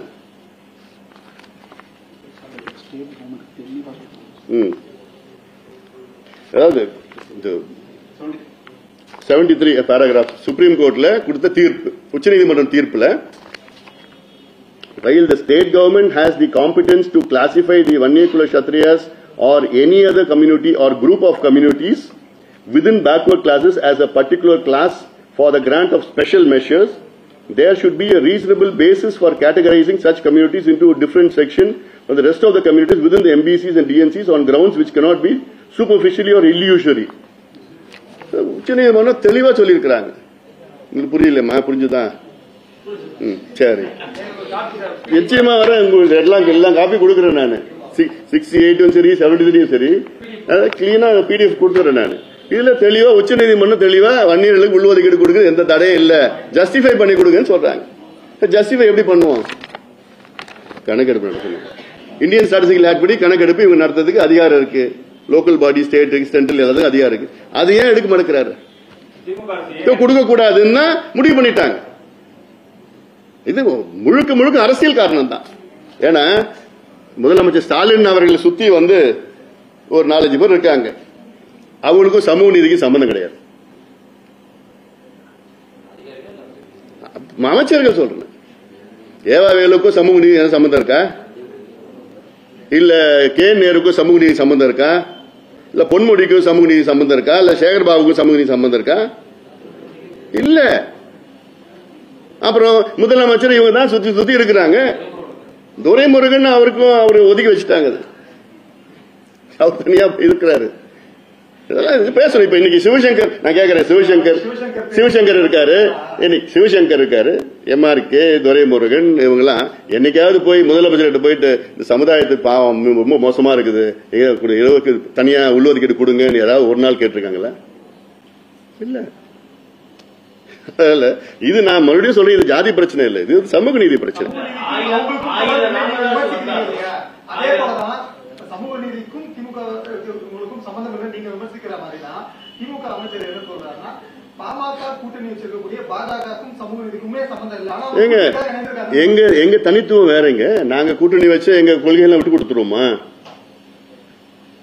எங்களுக்கு தனித்துவம் இருக்கு. நான் இன்னைக்கு நீட் நாங்க எதிர்க்கிறோம், நாங்க கூட்டணி போன காம்ப்ரமைஸ் ஆயிட்டோமா என்ன? கூட்டணி என்பது தேர்தல் கூட்டணி. திமுக பாஜக கூட்டணி வைக்கலையா? இல்ல திமுகவுக்கும் காங்கிரஸுக்கும் ஒரே கொள்கை வச்சிருக்காங்களா? இல்ல காங்கிரஸுக்கும் கம்யூனிஸ்டுக்கும் ஒரே கொள்கை வச்சிருக்காங்களா? கேரளாவில் பார்த்தா தெரியும். அங்க போயிட்டு அரவிந்த் கெஜ்ரிவாலுக்கும் காங்கிரஸுக்கும் ஒரே கொள்கை வச்சிருக்காங்களா? மம்தா பானர்ஜியும் காங்கிரஸ் ஒரே கொள்கையில் இருக்காங்க. அப்போ அவங்க கொள்கையில சமரசம் ஆயிடுவாங்களா? நாங்க கூட்டணி, அது எங்களுடைய கொள்கைகள், அதுவும் எங்களுடைய அடிமட்ட கொள்கைகள் சமூக நீதி. எங்க இயக்கம் தொடங்குறது காரணமே சமூக நீதி தான். அதுல நாங்க எப்படி விட்டு கொடுக்க போறோம்? விக்கிரவாண்டி இடைத்தேர்தல்ல வன்னியர்கள் திமுகவுக்கு வாக்களிப்பதை 1000 ராமதாசுகள் வந்தாலும் தடுக்க முடியாது திரு ஆர்.எஸ். பாரதி சொல்லியிருக்காரு. யார் சொல்றது? திரு ஆர்.எஸ். பாரதி. அவர் சமீப காலத்துல ஏதோ கொஞ்சம் பேசிட்டு இருக்காரு. அதெல்லாம் சீரியஸா எடுத்துக்காதீங்க. அது முதிர்ச்சி காரணமாக ஏதோ பேசிட்டு இருக்காரு. அது என்னன்னோ பேசிட்டு இருக்காரு. அதெல்லாம் நாங்க சீரியஸா எடுத்துக்கிறது இல்லை. நீங்களும் எடுத்துக்காதீங்க. ஜாதிவாரி கணக்கெடுப்பு நடத்துறது வந்து சட்ட ரீதியாகவும் கோர்ட் உத்தரவு மூலியமா வந்து அதிகாரம் இருக்கு நீங்க சொல்றீங்க. அவங்க வந்து மத்திய அரசு வந்து மக்கள் தொகை கணக்கெடுப்பு ஜாதிவாரி கணக்கெடுப்பு நடத்தினால் மட்டும்தான் வன்னியர்களுக்கு 10.5 இடம் கொடுக்க முடியும் சட்டசபையில பதிவு பண்ணிட்டாங்க. இப்ப உங்களுடைய அடுத்த கட்ட நடவடிக்கை என்னவா இருக்கும்? நாங்க சட்ட ரீதியிலையும் அரசியல் ரீதியிலும் நாங்க போராட்டங்கள் நடத்த போறோம். அதாவது இதுக்கு முன்பு நடந்த போராட்டங்களை விட கடுமையான போராட்டங்கள் நாங்கள் நடத்த தயாரா இருக்கிறோம். இது சமூக நீதி பிரச்சனை, இது ஜாதி பிரச்சனை கிடையாது. அப்பட்டமா ஒரு பொய்ய சொல்லிட்டு இருக்கிறாங்க. அவங்களுக்கு மனசு இல்ல, கொடுக்கறதுக்கு மனசு இல்ல. இது மூடி மறைக்கிறதுக்கு மத்திய அரசு காரணம், இந்த அரசு காரணம், சும்மா காரணங்கள் சொல்லிட்டு இருக்கிறாங்க. எல்லாத்துக்கும் தெரியுது. சரி, நான் அப்படி சொன்ன முதலமைச்சர் எதுக்கு 2022 ஒரு அரசாணை வெளியிடுறாங்க? தமிழ்நாடு பேக்வர்ட் கிளாஸ் கமிஷனுக்கு ஒரு அரசாணை வெளியிட்டு அந்த பேக்வர்ட் கிளாஸ் கமிஷன்ல வந்து நீங்க உச்ச நீதிமன்றம் சொன்ன அந்த பாராகிராஃப் 68, 73 குறிப்பிட்டு இது சம்பந்தமா நீங்க உங்களுடைய பரிந்துரை கொடுங்கன்னு ஏன் சொல்லணும்? ஏன் அப்பவே நீங்க அந்த அரசாணையில சொல்லலாமே? நீங்க மத்திய அரசு ஜாதிவாரி கணக்கு நடத்திய பிறகுதான் இது கொண்டு வர முடியும்னு நீங்க சொல்லலாமே? ஏன் அன்னைக்கு சொல்லல? இதே முதலமைச்சர் சட்டமன்றத்தில் ரெக்கார்ட்ஸ் இருக்கா ரெக்கார்ட்ஸ் அவர் பேசியிருக்கார். வன்னியர்களுக்கு நிச்சயமாக நாங்கள் ஒதுக்கீடு கொடுப்போம். 2 ஆண்டுகள் முன்பு முதலமைச்சர் சட்டமன்றத்தில் பேசியிருக்கிறார். ஏன் அப்ப நீங்க சொல்லலாமே? இப்ப பேசுறபடி அப்ப நீங்க ஏன் பேசல? அன்னைக்கே நீங்க மத்திய அரசு எடுத்தாதான் எங்களால பண்ண முடியும்னு சொல்லலாமே சட்டமன்றத்தில். இடஒதுக்கீடு தொடர்பா உங்களுடைய கோரிக்கை நிராகரிக்கப்படுது இல்லைன்னா உங்களுடைய கோரிக்கைகளை வந்து அரசு செவிசாய்க்கிற பட்சத்துல 1987 நடந்த மாதிரி ஒரு மிகப்பெரிய ஒரு போராட்டத்தை உங்களுடைய சமூகத்தை திரட்டி அதாவது இது வந்து ஏதோ ஒரு சமுதாயத்தை சார்ந்த பிரச்சனை கிடையாதுங்க, தெரிஞ்சுக்கங்க. நாங்க கேட்கறது வந்து தமிழ்நாட்டில் ஜாதிவாரி கணக்கெடுப்பு நடத்தணும். அதுதான் எங்களுடைய முதன்மை கோரிக்கை. நடத்தி எந்தெந்த சமுதாயங்கள் இந்த இடஒதுக்கீட்டில் பயன்பெற்றிருக்கின்றார்கள், எந்தெந்த சமுதாயங்கள் பயன்பெறவில்லை என்று முதல்ல நம்ம தெரிஞ்சுக்கணும், அரசு தெரிஞ்சுக்கணும். அதுதான் எங்களுடைய முதன்மை கோரிக்கை. அதுல வன்னியர்களும் சேர்ந்து உள்ள வருவாங்க. மற்ற எல்லா சமுதாயம், மீனவர்கள் சமுதாயம் இருக்கிறாங்க, யாதவர்கள் இருக்கிறாங்க, முத்திரை சமுதாயம், தேவர், எல்லா சமுதாயங்கள கணக்கெடுப்பு நடத்தணும். நடத்தி இவ்வளவு காலமா நமக்கு இடஒதுக்கீடு வழங்கப்பட்டிருக்கிறது, அதுல யார் கிரீம் இருக்கு, யார் அதிகமா எடுத்திருக்கிறாங்க, அதெல்லாம் கண்டுபிடிச்சு யார் கிடைக்கல அவங்களுக்கு முன்னுரிமை கொடுக்கணும். அதுக்காக தான் நான் எடுக்க சொல்றோம். மீண்டும் மீண்டும் சொல்வது 1980 எங்க ஐயா வலியுறுத்தது காரணம் இதுதான். அதே போன்ற தாழ்த்தப்பட்ட சமுதாயத்துக்கு நீ 18 22 கொடுக்கணும், 22 கொடுக்கணும். அதெல்லாம் எங்களோட கோரிக்கை. அப்ப நீங்க எடுத்தாதானே தெரியும் உங்களுக்கு. நாங்க எடுக்காமலே தட்டி கழிச்சு உங்களுடைய அதிகாரத்தை தட்டி கழிச்சு அப்ப எடுக்கிறது மனசு இல்லைன்னு சொல்லிட்டு போங்களேன் வெளிப்படையா.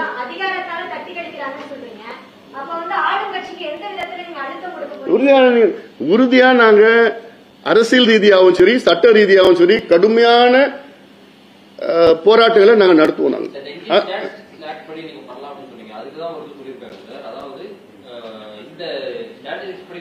மாநில பாதுகாப்பு நடத்தலாம்னு ஒரு கருத்து நிலவுது.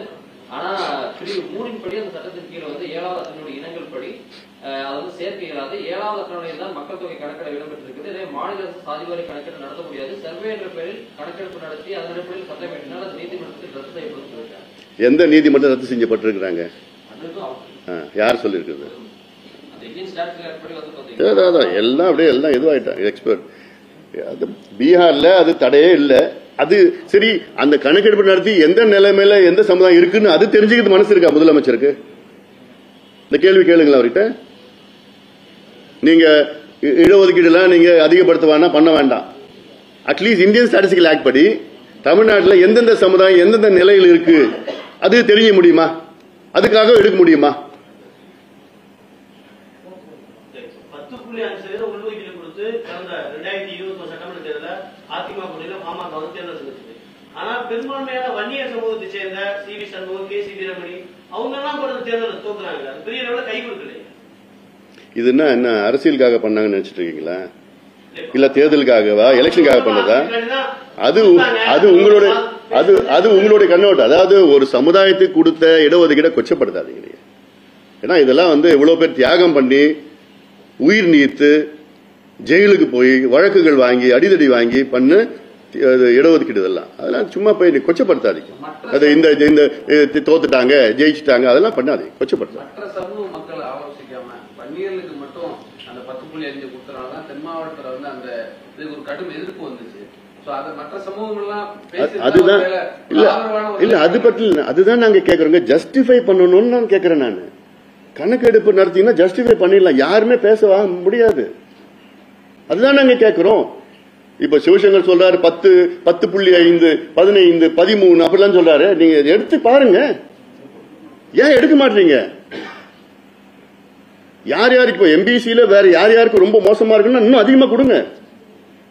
கொடுக்க வேண்டாம் நாங்க யாருக்குமே சொல்லல. நாங்க கொடுங்க, நிச்சயமா வாய்ப்பு சந்திப்பேன். நான் சந்திச்சு நான் வலியுறுத்துவோம், தொடர்ந்து வலியுறுத்திட்டு போறோம்.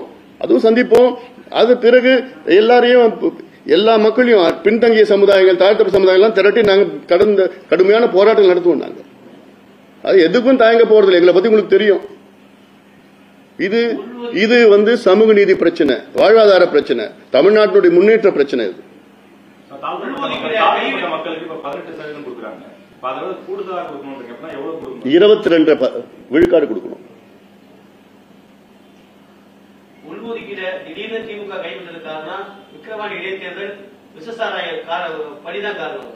அது நீங்க அவங்க கிட்ட கேட்கணும். இதெல்லாம் எங்களை பொறுத்த வரைக்கும்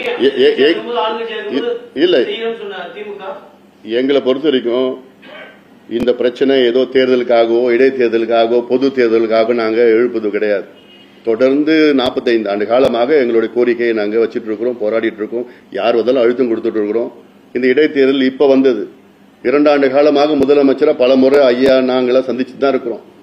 அதனால இதுக்கும் இடைத்தேர்தல் சம்பந்தம் கிடையாது. இல்ல இது சம்பந்தப்படுத்தி இப்போ வந்துட்டாங்க இடைத்தேர்தலுக்கு அப்ப இப்ப பேசுவாங்க பேசுறதெல்லாம் அதெல்லாம் வந்து மோசமான வாதங்கள். அதெல்லாம் அது மக்களும் ஏத்துக்க போறது கிடையாது. இல்ல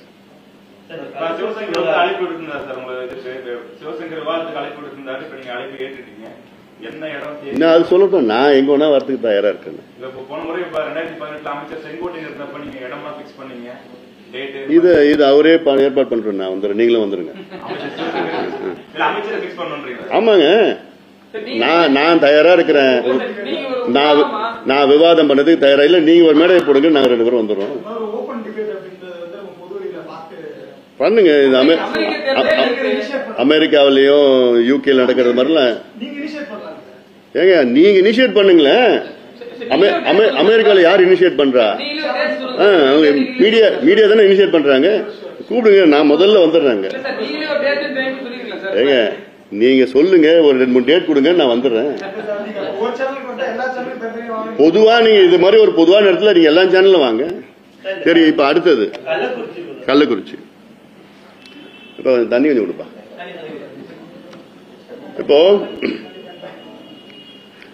கள்ளக்குறிச்சி மாவட்டத்தில் நடந்த படுகொலை, அதாவது நான் மீண்டும் மீண்டும் சொல்லுது, இது படுகொலை. இந்த படுகொலைக்கு காரணம், முழு காரணம் தமிழக அரசு. இந்த படுகொலைக்கு முழு காரணம், ஒரே நிமிஷம்,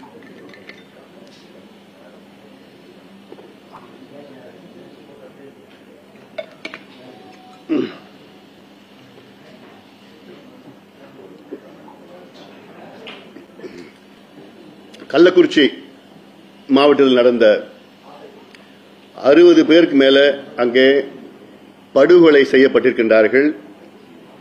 இந்த படுகொலைக்கு முழு காரணம் தமிழக முதலமைச்சரும் தமிழக அரசும் ஏற்றுக்கொள்ள வேண்டும். ஏன் இது படுகொலைன்னு சொல்றேன்னா, இதே போன்ற ஒரு சம்பவம் கடந்த ஆண்டு நடைபெற்றது. அப்பொழுது முதலமைச்சர் அவர்கள் இரும்பு கரம் கொண்டு இதை அடக்குவோம், இந்த கள்ளச்சாராய கலாச்சாரத்தை ஒழிப்போம் என்று பல வசனம் பேசினார். அப்பயும் இந்த சிபிசிஐடி என்கொயரி வச்சாங்க, வந்தாங்க போனாங்க, அங்க வித்தவங்க ஒரு 10 பேரை 5 பேரை கைது பண்ணாங்க, முடிஞ்சு போச்சு. இப்ப மறுபடியும் பக்கத்து மாவட்டத்தில் சம்பவம். இப்பயும் ஒரு சிபிசிஐடி என்கொயரி, ஒரு தனிநபர் கமிஷன், இதுல ஒரு 20 பேர் கைது பண்ணிருக்காங்க, வித்தவங்களை கைது பண்ணிருக்காங்க. இதுல என்ன உண்மை வெளிவர போகுதுன்னு யாருக்கும் தெரியாது.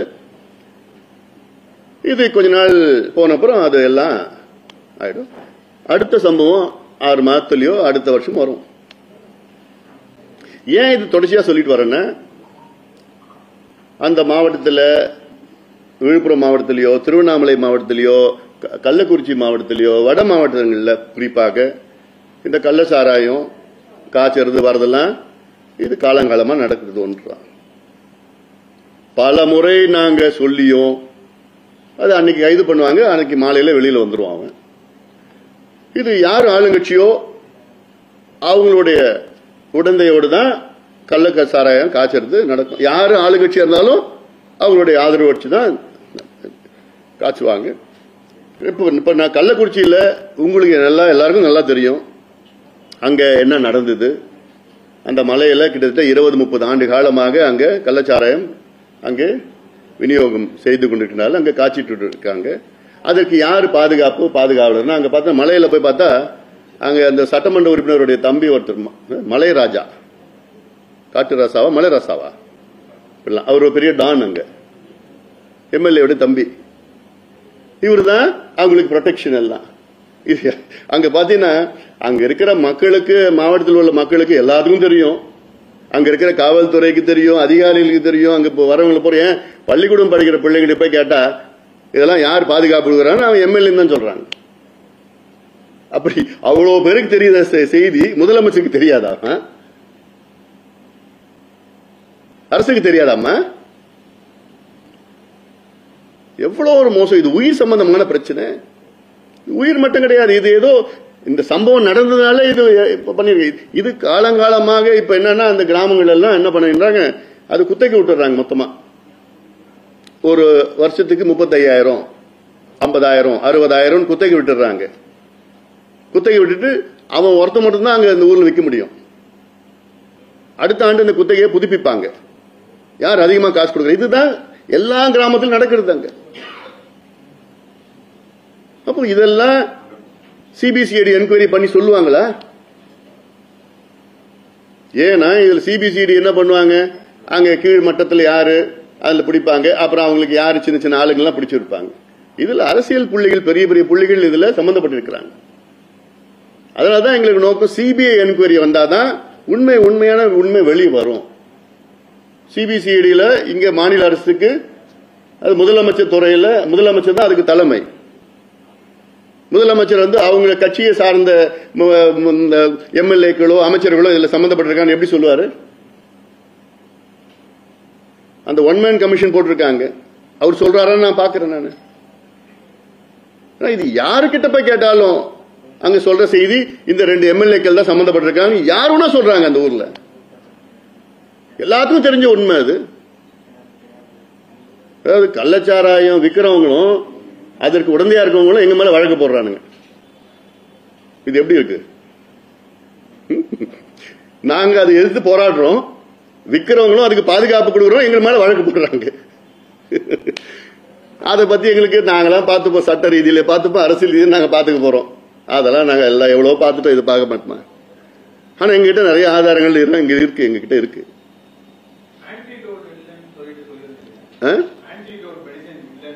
அது அது அடுத்தது, அது அடுத்தது ஆன்டிடோட் இல்ல. நான் முடிச்சிடும். அப்போ எங்களோட நோக்கம் சிபிஐ விசாரணை நடந்தாதான். சிபிஐ விசாரணை ஏன் நாங்க கேட்கறோம்னா, இது இன்டர்ஸ்டேட் இஷ்யூ. பாண்டிச்சேரியில இருந்து வந்துதான் அங்க மெத்தனால் வந்து கும்மிடிப்பூண்டியிலும் சொல்றாங்க. இதுக்கு முன்பு கடந்த காலத்தில் பாண்டிச்சேரியில வந்திருக்கு, அங்க மேனுஃபேக்சர் பண்றாங்க. சோ இதுல யார் சப்ளை பண்றா எல்லாமே இருக்கும். இல்ல இதுல வந்து உயர் காவல்துறை அதிகாரிகள் சம்பந்தப்பட்டிருக்காங்க. சிபிசிஐடி அவங்க மேல ஏதாவது அலிகேஷன் கொடுப்பாங்களா? பண்ண போறது இல்ல. இல்ல உயர்நிலை அரசியல்வாதிகள் சம்பந்தப்பட்டிருக்காங்க. அதனால சிபிஐ என்கொயரி வந்தாதான் எங்களுக்கு முழுமையான உண்மையான விசாரணை கிடைக்கும், உண்மைகள் வெளிவரும். ஏன் இது நாங்க கேட்கிறோம்னா, இது ஏதோ விளம்பரத்துக்காகவோ அரசியலுக்காக நிச்சயமா நாங்க கேட்கல. இது நாங்க கேட்கறது அடுத்த முறை இது போன்ற ஒரு சம்பவம் நடைபெறக்கூடாது, அந்த ஆதங்கத்துல தான் நாங்க கேட்கிறோம். அடுத்தது நடக்கக்கூடாது. சிபிஐ என்கொயரி பண்ணாங்கன்னா இது வந்து கடந்த 30 ஆண்டுகளாக யார் வித்தாங்க, எந்த நெக்ஸஸ், யார் பாதுகாப்பு, எப்படி எல்லாம் எல்லாமே இது என்கொயரியில் வரும். அது யார் இருந்தாலும் சரி, எந்த கட்சி, எந்த அமைப்பு, எந்த சமுதாயம், எந்த ஜாதி பண்ணாலும் எங்களுக்கு கவலை. யார் தப்பு பண்ணாலும் நடவடிக்கை எடுங்க. இந்த கலாச்சாரத்தை அழிக்கணும். இந்த கலாச்சாரத்தை என்ன, முதல்ல பூரண மது விலக்கு கொண்டு வாங்க, படிப்படியா கொண்டு வாங்க. ஒரே நாள்ல கொண்டு வர வேண்டாம். ஒரே நாள்ல கொண்டு வந்துட்டாங்கன்னா அவ்வளவுதான்.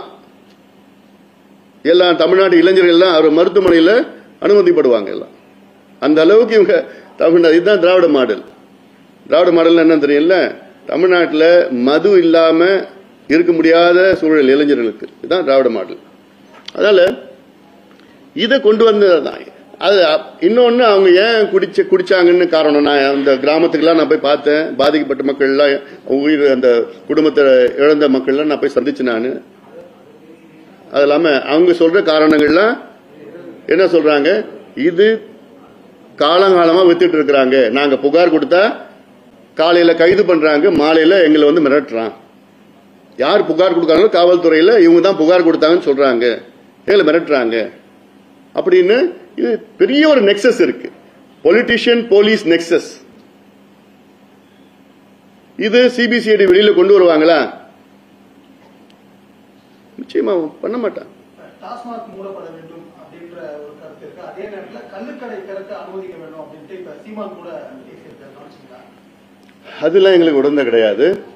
எங்களோட நோக்கம் வந்து தமிழ்நாடு மாறிச்சு. இப்ப தமிழ்நாடு வந்து குடிகார நாடா மாறிட்டு இருக்கு. ஏன்னா 3 தலைமுறைகள் வந்து இன்னைக்கு மது அறிந்து ரொம்ப மோசமான நிலைமைக்கு வந்துட்டாங்க. தமிழ்நாட்டில், இந்தியாவிலேயே தமிழ்நாட்டில் தான் அதிகமா ரோட் டிராபிக் ஆக்சிடென்ட்ஸ் இருக்கு, சாலை விபத்துகள் நடக்கிறது. காரணம் மது. தமிழ்நாட்டில் தான் அதிகமா வந்து இளம் விதவைகள் இருக்கிறாங்க, காரணம் மது. தமிழ்நாட்டில் அதிகமா கல்லீரல் பிரச்சனை இருக்கிறது, காரணம் மது தான். தமிழ்நாட்டில் அதிக மனநிலை நோய் பிரச்சனை வருது, மது தான். தமிழ்நாட்டில் அதிக தற்கொலை நடக்கிறது காரணமும் மது தான். இந்த சட்டம் ஒழுங்கு பிரச்சனைல இருந்து எல்லாமே மது தான் காரணம். இவங்க மது வந்து விற்கல, மதுவை திணிக்கிறாங்க, டார்கெட் வைக்கிறாங்களே. 45,000 கோடி இந்த ஆண்டுனா அடுத்த ஆண்டு 50,000 கோடி டார்கெட் வைக்கிறாங்க. ஏன் நீ கல்வியில வச்சுட்டு போ, விவசாயத்தில் வச்சுட்டு போ, சம்பால வச்சுட்டு போ, தாளடியில குறுவையில அதுல டார்கெட் வைங்க. இதெல்லாம் இது அங்க கேட்டா என்ன சொல்றாங்க, டாஸ்மார்க்ல போய் குடிச்சா 200 ரூபாய் குடிக்கணும், இங்க 30-40 ரூபாய் கிடைக்குது. இதுதான் காரணமா சொல்றாங்க. இதெல்லாம் இது மாதிரிலாம் பண்ணுவாங்க. இது மாதிரிலாம் திமுக மட்டும் தான் பண்ணுவாங்க. இதெல்லாம் நல்லா குடிக்கிறதுக்கு என்னென்ன வழிவகை செய்யணுமோ அதுதான் டெட்ரா பேக்ல இருந்து, அப்புறம் வந்து அந்த ஏடிஎம் அதுல இருந்து வரத்தும், ஹோம் டெலிவரி, அடுத்து ரேஷன் கடையெல்லாம் விற்கணும், அதுவும் வித்துருவாங்க.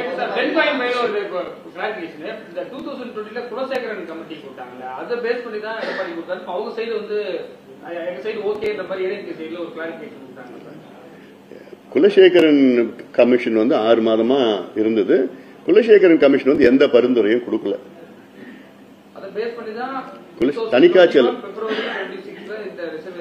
தணிகாச்சலம் கமிஷன் தான் பரிந்துரை கொடுத்தாங்க. தணிகாச்சலம் தான் அப்போதைய பேக்வர்ட் கிளாஸ் சேர்மனா இருந்தார்.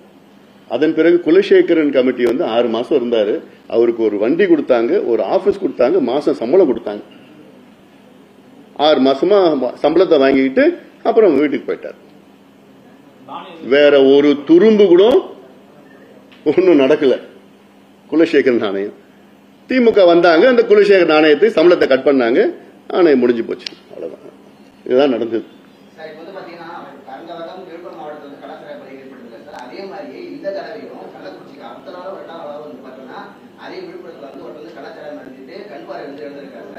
அது வந்து நம்ம ராஜாஜி ஹாஸ்பிட்டல் வந்து அட்மிட் பண்ணிருக்காங்க. அதுக்கான கம்ப்ளைண்ட் ஃபைல் பண்ணிருக்காங்க. ஆனா அவர் மேல என்ன நடவடிக்கை எடுத்தாங்கன்னு தெரியல. பிளஸ் திமுக வந்து இரும்பு கரங்க வந்து அடக்கும்னு சொல்ற இடத்துல எல்லாமே மீண்டும் அந்த சாராயத்துக்கு நடந்துட்டு இருக்கு. இதே மாதிரி கள்ளக்குறிச்சி அடுத்து தொடருமா, அதுக்கான ஆக்ஷன் என்ன எடுப்பாங்கன்றது அதுதான் நாங்க கேட்கிறோம். சிபிஐ விசாரணை வந்தாதான் முழுமை வரும், உண்மை வெளியில வரும். யார் உடந்தன்னு அவங்களெல்லாம் வந்து கைது பண்ணி வழக்கு போட்டு பண்ண முடியும். ஏன்னா இது வந்து கொலை குற்றம். இது ஏதோ சும்மா சாராயம் விற்கிற கேஸ் கிடையாது. இது கொலை செய்த கேஸ். இது கொலை குற்றம். அது அதனால இது கடுமையான நடவடிக்கை எடுக்கணும். இல்ல நீங்க சொன்னது பாத்தீங்கன்னா விழுப்புரத்துல கண்ணு போயிடுச்சுன்னு சொல்லி மருத்துவர் ஐயாவும் அதுக்கு ஸ்டேட்மெண்ட் விட்டு விசாரணை நடத்தணும்னு சொன்னார். ஒன்னும் வெளியில வரல. அதுக்கப்புறம் சேலத்திலயும் நடந்த ஒரு சம்பவம் நடந்திருக்குது. அதுல தொடர்ச்சியா நடந்து. இப்போ நான் கேட்கிறேன், இந்த இவ்வளவு பேர் இறந்ததுக்கு பிறகு அந்த கல்வராய மலையில போயிட்டு 5000 பேரல் கள்ளச்சாராயத்தை போய் அழிக்கிறாங்களே, கரெக்டா எங்க ஸ்பாட்டுன்னு கரெக்டா தெரிஞ்சு நேரா போறாங்க, ஸ்பாட்டுக்கு போயிடுறாங்க. அது ஏன்னா அவங்களுக்கு தெரிஞ்சதுதான், அந்த ஸ்பாட்ல தான் விற்கிறாங்கன்னு எங்களுக்கு தெரியுது, காய்ச்சறாங்கன்னு எங்களுக்கு தெரியுது. 850 பேர் கைது பண்றாங்க அடுத்த நாள். ஏன் அதுக்கு முன்னாடி ஏன் கைது பண்ணல? அப்போ இது மாதிரி தமிழக மக்கள் சாகணும், செத்தாதான் நீங்க நடவடிக்கை எடுப்பீங்க. இதுதான் திமுக அரசா? குட்கா போன்ற கேஸ் 4 வருஷமா சிபிஐ விசாரிச்சுட்டு இருக்காங்க. எந்த ஒரு முன்னேற்றமும் அந்த வழக்குல இல்ல. திரும்ப சிபிஐ விசாரணைக்கே நீங்க அதே வழக்க திரும்ப மீண்டும் ஒரு கலாச்சாரம் வழக்கமா இருக்கட்டும், இது ஒரு அரசியல். அதாவது நான் சிபிஐ விசாரணை கேட்கிறேன்னா, இது முதல்ல இன்டர்ஸ்டேட் பிரச்சனை. 2வது கடந்த ஆண்டு நடந்த சம்பவத்துக்கும் சிபிசிஐடி என்கொயரி பண்ணி ஒன்னும் ஆகல, தடுத்து நிறுத்தினாங்களா? இல்ல. இதுல அடுத்தது முக்கியமானது என்னன்னா, அரசியல்வாதிகள், உயர் நிலையில் உள்ள அரசியல்வாதிகள் இது சம்பந்தப்பட்டிருக்கிறாங்க. காவல்துறை, உயர்நிலை காவல்துறை சம்பந்தப்பட்டிருக்கிறாங்க. இதுல வந்து ஒரு கலெக்டர் வந்து தவறான தகவல் சொல்றார். என்னன்னு, இது கள்ளச்சாராயம் சாவு இல்லைன்னு ஒரு கலெக்டர் சொல்றார். அதை சொன்னதுனால என்னாச்சு, வீட்டுல எடுத்து போய் அந்த மீதி சாராயம் வீட்டுல எடுத்து வச்சிருந்தாங்க, அதையும் குடிச்சிட்டாங்க. ஏன்னா கலெக்டரே சொல்லிட்டாரு இது கள்ளச்சாராயம் இல்லைன்னு சொல்லிட்டு அதையும் குடிச்சிட்டாங்க. அதனால என்னாச்சு, கள்ளச்சாராயம் இல்லைன்னு சொன்னதுனால ஒரு நாளுக்கு அப்புறமா தான் ஹாஸ்பிட்டலுக்கு வர்றாங்க அவங்க. அப்ப இது எவ்வளவு பெரிய மோசடி இதெல்லாம். அதனாலதான் நான் கேட்கிறோம், சிபிஐ என்கொயரி அரசியல் காரணத்துக்காக நிச்சயமா நான் சொல்லல. இது மத்திய அரசு சார்ந்தது அப்படிலாம் எதுவுமே சொல்ல, அரசியல் காரணத்துக்காக சொல்லல. நான் உண்மையே உணர்வுபூர்வமா நான் சொல்றேன். ஏன்னா இது போன்ற ஒரு சம்பவம் மறுபடியும் நடக்கக்கூடாது, அந்த ஆதங்கத்துல தான் சொல்றேன். தமிழக மக்களுடைய உயிர் மிக முக்கியமானது, விலை மதிக்க முடியாதது, அதை காப்பாற்றணும். சிபிசிஐடி மேல எனக்கு மரியாதை இருக்கு, நம்பிக்கை இல்லை. பள்ளியில வந்து இந்த ஜாதி பிரச்சனை எதிர்ப்பு சந்திர ஒரு அறிக்கையை கொடுத்தாரு. பிஜேபி கடுமையா அந்த அறிக்கைக்கு எதிர்ப்பு தெரிவிக்கிறாங்க. இந்த அறிக்கையை நீங்க எப்படி பாக்குறீங்க? நான் இன்னும் இந்த அறிக்கையை நான் பார்க்கல, நான் பார்த்துட்டு நான் சொல்றேன்.